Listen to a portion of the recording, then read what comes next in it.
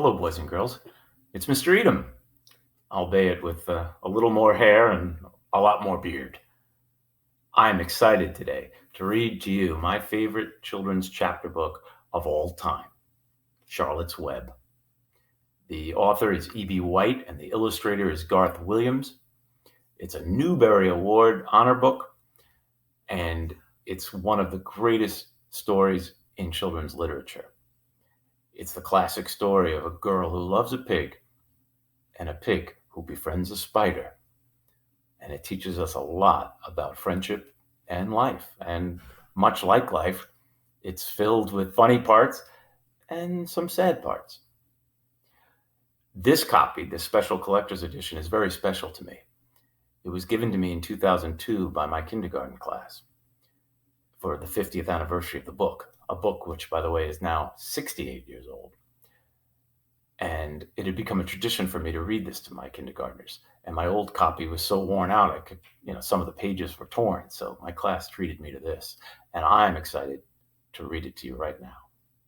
And because of its length, obviously this can't fit in one Flipgrid. So I'm going to do a chapter for Flipgrid. So if you like what you hear, come back and look for the other chapters. Let's get started, shall we? Chapter 1, Before Breakfast. "Where's Papa going with that axe?" asked Fern to her mother as they were setting the table for breakfast. "Out to the hog house," replied Mrs. Arable. "Some pigs were born last night." "I don't see why he needs an axe," continued Fern, who was only 8. "Well," said her mother, "one of the pigs is a runt. It's very small and weak, and it will never amount to anything. So your father decided to do away with it." "Do away with it?" shrieked Fern. "You mean kill it? Just because it's smaller than the others?" Mrs. Arable put a pitcher of cream on the table. "Don't yell, Fern," she said. "Your father is right.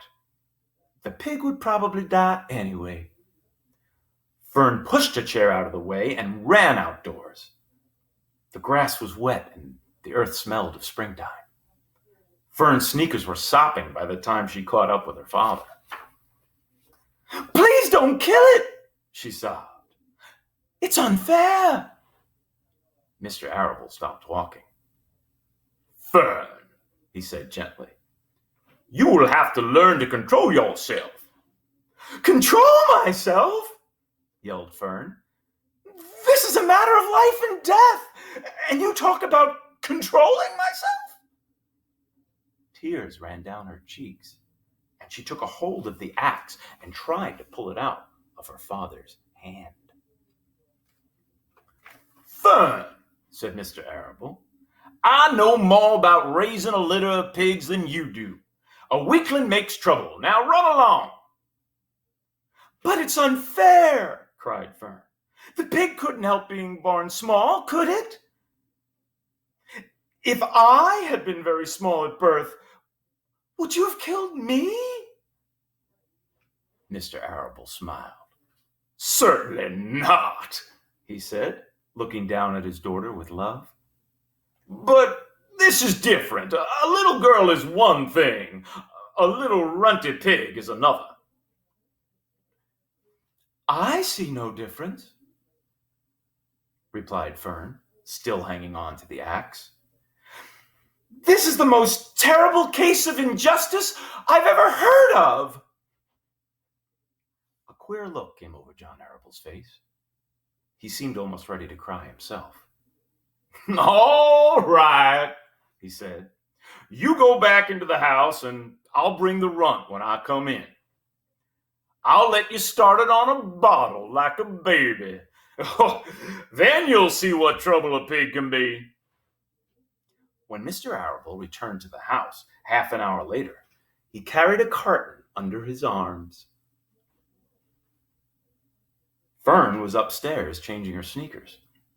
The kitchen table was set for breakfast, and the room smelled of coffee, bacon, damp plaster, and wood smoke from the stove. "Put it on her chair," said Mrs. Arable. Mr. Arable set the carton at Fern's place.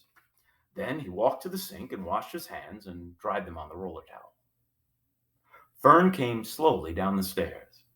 Her eyes were still red from crying. As she approached her chair, the carton wobbled, and there was a scratching noise. Fern looked at her father. Then she lifted the lid of the carton. There, inside, looking up at her, was the newborn pig.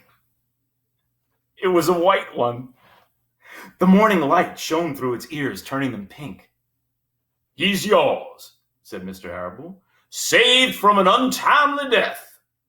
And may the good Lord forgive me for this foolishness." Fern couldn't take her eyes off the tiny pig. "Oh," she whispered. "Oh, look at him. He's absolutely perfect." She closed the carton carefully. First, she kissed her father, then she kissed her mother. Then she opened the lid again, lifted the pig out, and held it against her cheek. At this moment, her brother Avery came into the room. Avery was 10. He was heavily armed, an air rifle in one hand and a wooden dagger in the other. "What's that?" he demanded. "What's Fern got?" "She's got a guest for breakfast," said Mrs. Arable. "Wash your hands and face, Avery." "Let's see it," said Avery, setting his gun down. "You call that miserable thing a pig? That's a fine specimen of a pig. It's no bigger than a white rat." "Wash up and eat your breakfast, Avery," said his mother. "The school bus will be along in half an hour." "Can I have a pig too, Pop?" asked Avery. "No, I only distribute pigs to early risers," said Mr. Arable. "Fern was up at daylight trying to rid the world of injustice. As a result, she now has a pig. A small one, to be sure, but nevertheless a pig. It just shows what can happen if a person gets out of bed promptly. Let's eat." But Fern couldn't eat until her pig had a drink of milk. Mrs. Arable found a baby's nursing bottle and a rubber nipple. She poured warm milk into the bottle, fitted the nipple over the top, and handed it to Fern. "Give him his breakfast," she said. A minute later, Fern was seated on the floor in the corner of the kitchen with her infant between her knees, teaching it to suck from the bottle. The pig, although tiny, had a good appetite and caught on quickly. The school bus honked from the road. "Run!" commanded Mrs. Arable, taking the pig from Fern and slipping a donut into her hand. Avery grabbed his gun and another donut. The children ran out to the road and climbed into the bus. Fern took no notice of the others in the bus. She just sat and stared out the window, thinking what a blissful world it was and how lucky she was to have entire charge of a pig. By the time the bus reached school, Fern had named her pet, selecting the most beautiful name she could think of. "Its name is Wilbur," she whispered to herself. She was still thinking about the pig when the teacher said, "Fern, what is the capital of Pennsylvania?" "Wilbur," replied Fern dreamily. The pupils giggled. Fern blushed.